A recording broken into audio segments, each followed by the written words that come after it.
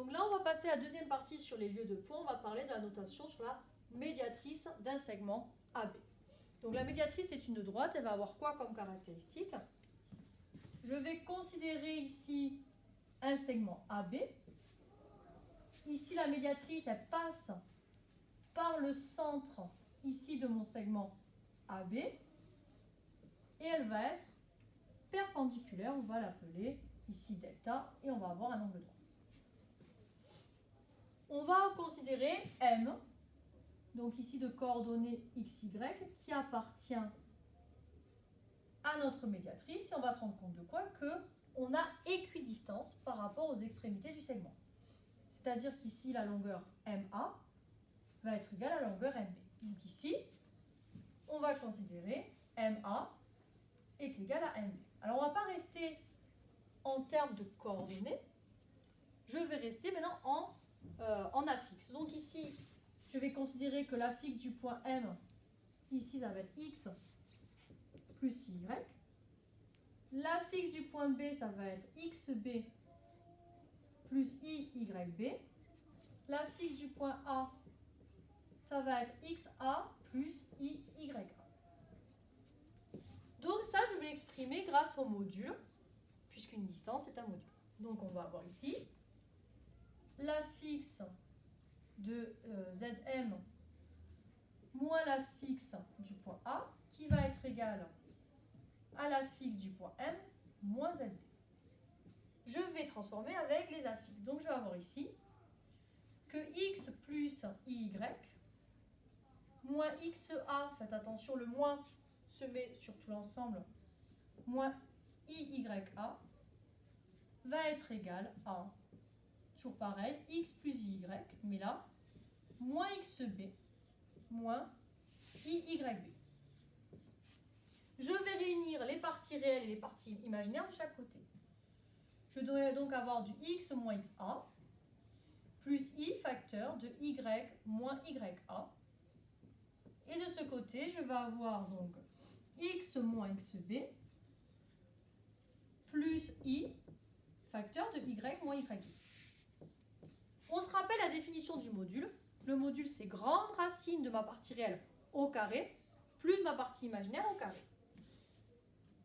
Donc ici, je vais avoir grande racine de X moins XA au carré plus Y moins YA au carré, qui va être égal à grande racine de X moins XB au carré plus Y moins YB au carré. Petit rappel, ici la racine carrée et le carré ne vont pas se simplifier parce qu'on a un plus entre les deux. Rappelez-vous que, en général, racine carrée de A plus B est différent de racine carrée de A plus la racine carrée de B, d'où le fait qu'on ne puisse pas simplifier. Mais ce que je peux mettre un carré de chaque côté, donc éliminer la racine carrée. Donc ici, on va se retrouver avec élimination des racines carrées. Et je vais, de chaque côté, avec les identités remarquables, je vais développer. Je vais donc me retrouver avec x au carré moins 2xxa plus xa au carré plus y au carré moins 2yya. Je vous invite à revoir les identités remarquables. Égale, donc on va avoir pareil, mais avec xb et yb. Alors vous allez voir vers quoi je veux aller.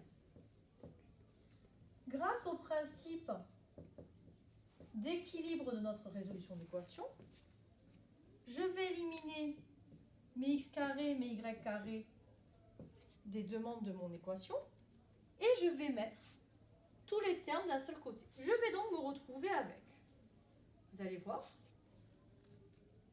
et ici, regardez, quand on fait passer de côté, on change le signe. Pourquoi? L'opposé de l'addition étant la soustraction. Je vais me retrouver avec 2x facteur de xb moins xa plus 2y facteur de yb moins ya.